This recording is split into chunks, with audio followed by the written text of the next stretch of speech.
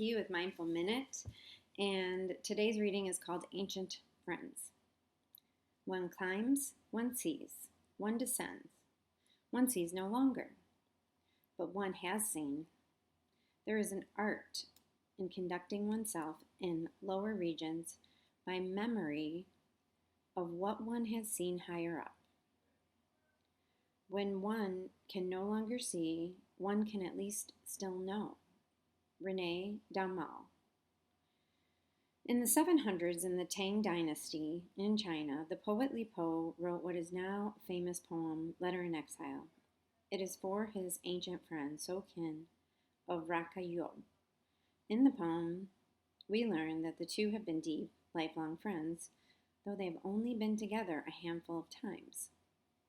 By the end, Li Po is awash with his old friend's presence. What is the use of talking? And there is no end of talking. There is no end of things in the heart. We are moved to ask how it is possible that they have spent more time apart than together, yet the presence of a friend like this can shape one's entire life. If blessed, we have one, or maybe, if wealthy in blessings, two friends like this during our time on earth. It is as if Li Po and So Kim are stars in each other's constellation. Brief but enduring points of life. The difficulty then has always been how to make it across the dark from point of light to point of light. This is the province of faith, the preservation of presence when we are not lighted. This friendship itself is a metaphor for another kind of friendship, our lifetime kinship with truth, with love, with unity, with God. Like Li Po, without So Kin, we may spend much of our time unaware and unenlightened. Yet the presence of truth in God, like a deep and ancient friend, can shape our entire lives. So the inner task becomes, how do we make a lasting friendship with the unities that are larger than us?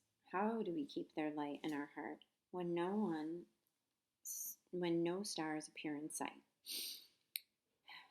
Breathe deeply and recall one special moment of truth in your life that has guided you over the years.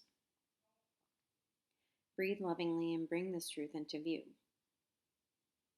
Smile and bow to this truth like an old friend you haven't seen in years.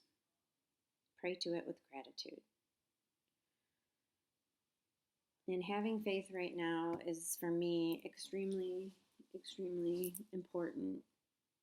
And the gratitude I feel for being in the recovery program, the 12-step program that I'm in, for learning this beautiful relationship, that I can have a beautiful relationship with a higher power, is just so profound to me that I was able to do that. And you can see smoke from my incense.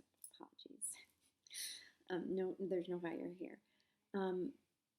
But in this time of great distress in the world, I have to rely on my higher power. I have to know that all will be well. And right now, all is well. We're safe.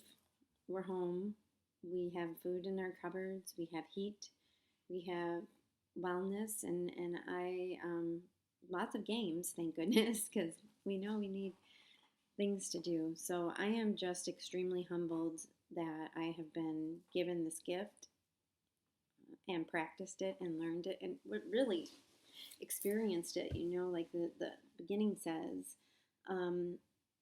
there is an art in conducting oneself in lower regions by memory of what has seen higher up. And I've been able to have evidence that I have this source in my life that has carried me through many, many, many difficult moments and many, many, many beautiful moments. And it is a friend.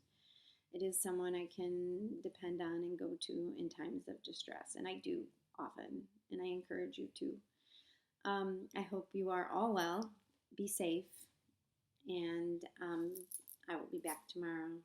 Namaste.